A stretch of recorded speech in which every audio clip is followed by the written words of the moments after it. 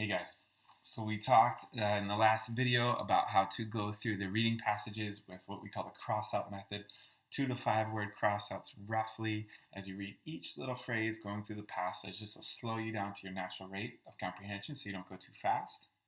And you're always checking in.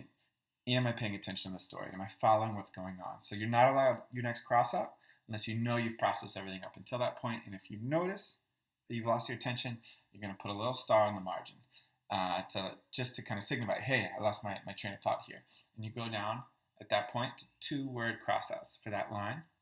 And then on the next line, you go back to 2 to 5 word crossouts as you find your way again back in the story. So all that's going to keep you really glued into what's happening in the story.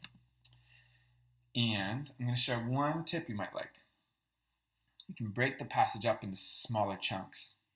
And what you can do is do the crossout method on maybe 1/4 of the passage and then go to the questions and see if any of those questions came from the first quarter of the passage.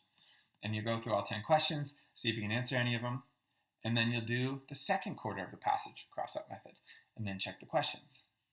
And then third quarter and the fourth quarter. Some students, they find it's a little quicker if they just do 1/2 of the passage, crossout method, go through the questions, and then the second half of the passage, crossout method, and then go through the rest of the questions.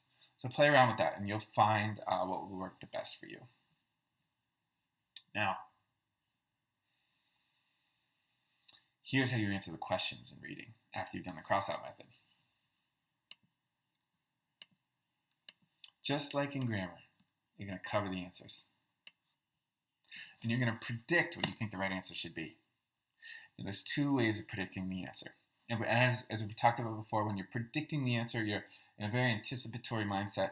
And whenever you're anticipating what the right answer will be, you will think through the answers, the right ones and the wrong ones, more intelligently than if you just absentmindedly start looking at the answers. Always have a prediction first. Even a terrible, crappy prediction is better than no prediction. So, 2 ways of predicting. One is you predict from memory. You remember what the passage said, already kind of know what you think the answer probably is, kind of run through that prediction in your mind, and then you check the answers. The second type of prediction is you go back to the exact line of the passage that you think supports the right answer, find it, and then check the answers. And a key thing to know here is that every right answer comes from exact lines in the passage. So when you're at the top of your game, you basically know every single answer that you've chosen, exactly where it came from in the passage. That's when you've done a lot of practice and gotten really good at it. So the second type of prediction, if you're not just doing it from memory, is to go back to the exact place in the passage that you think supports the right answer and find it, and then look at the answers. Okay, now when you look at the answers, this will be familiar from the grammar section too. You're going to cross out the parts of the answers that make them wrong. So, cross out the exact words that make an answer wrong, and if you see an answer that you don't like but you're not sure why, remember what to do? Minus sign next to it. If you see an answer you do like but you're not sure it's right, check mark next to it. We don't do minus signs and plus signs because they start to look too similar to each other, but the minus and the check look very distinct from each other. So that basically covers answering the questions. Cover the answers, predict. Either predict from memory, which is quicker, but maybe a little less accurate, or predict by finding the exact line of the passage that supports the answer you like, and then checking the answers. That might take a little more time, but is more accurate. And one thing you can do as you get more practice is put a little mark next to any question that you chose an answer, but you're not exactly sure which line from the passage it came from. And then what you can do is, when there's a little time at the end, you can go back to all the questions that have that little mark and just say, all right, let me find the lines in the passage that support the answer to that question. Now, some students get nervous with this because they're afraid if they go back, they might change a right answer to a wrong one. And so the way to protect yourself there is only change an answer if you know the exact words in the passage that support the answer you're going to switch to. So you got to be sure in the answer you're changing to. Don't change an answer just because you're nervous you could be wrong. That is how you change right answers to wrong answers. Know the exact lines in the passage that support the answer that you are changing to if you're going to change your answer. Anything else with reading? You will run into what are called vocab and context questions. Question 10 here is one. And it's the same exact approach as vocab and context questions in the grammar section and transition questions in the grammar section. So what you do, let's see, 10 says, is used in line 65 the word gathered. So go back to line 65, cross out the word in the passage, and read enough above and below to put in your own word that would make sense there.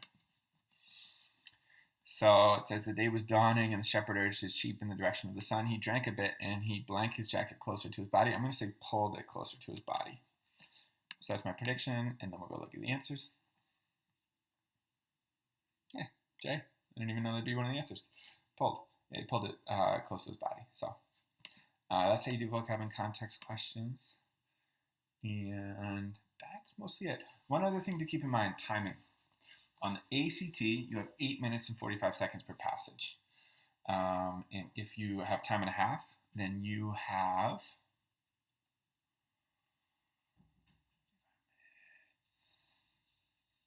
13 minutes and 45 seconds. So here's how you do timing in reading. If you're on regular time, add 8 or 9 minutes. Choose how hard you want to make it to the current time. So right now it's 12:52 where I am. If I'm doing a reading passage, I'm going to add 8 minutes, and so it'd be 1 o'clock, and I'm going to say, I will finish this passage by 1 o'clock, and that's my goal. And as I'm reading the passage and going through the questions, I'm always checking, hey, how close to 1 o'clock are we? If I'm running out of time, I'm going to do more predictions from memory. If I'm comfortable with the time, I'm going to do more predictions by finding the exact line of the passage that supports the right answer before I check the answers. And so you could pick 8 or 9 minutes from the current time, depending on how tough a goal you want to give yourself to finish by. And if you're on time and a half, you can do 13 or 14 minutes per passage on the ACT. And add that to the current time, make that your goal by when to finish the passage by, and then you sort of adjust your predictions on each question accordingly, predicting from memory if you feel like you've got less time, and predicting by finding the exact line in the passage that supports the answer if you feel like you have more time. On the SAT, you have 13 minutes per passage, 65 minutes, 5 passages, and a time and a half, like 19 or 20 minutes per passage. And so it's the same idea. You just add that much time to the current time, make it your goal to finish the passage by then. You can write down your time goal if you want. And this way you're going to know as you finish each passage, am I ahead of time or am I behind time? You need to be time aware as you go through these passages, and they're quick. So get yourself up and get ready, and get ready to think quickly and choose quickly and move on and trust your instincts. And if you have time at the end, you can go back and check your answers and make sure that the answers you chose come from the exact line of the passage. Some students are too afraid to look at the time. This is a bad idea. Think about football, for example. Most of you are probably going to know if there's 2 minutes left in the football game and the team has one last chance to score, do you want a quarterback who is too afraid to look at how much time is left? No chance in hell. He's going to make bad decisions in terms of what plays to call and how to run the plays with so little time remaining. You want someone who's aware of how much time is left, but calm. They stay calm. Think of Tom Brady, for example. He checks how much time is left and he stays calm as he uses whatever time he has left to make the best plays he can. So check the time, check your time goal per passage, and stay calm as you make your decisions going through the passage, choosing answers and moving on and getting to all the questions in the time you have. That's it for this video. It's basically cover the answers, predict either from memory or by finding the exact line of the passage. For crossing out wrong answers, cross out the exact words in the answer that make it wrong. Minus sign if you don't like an answer but not sure why. Check mark if you do like an answer but you're not sure it's the answer.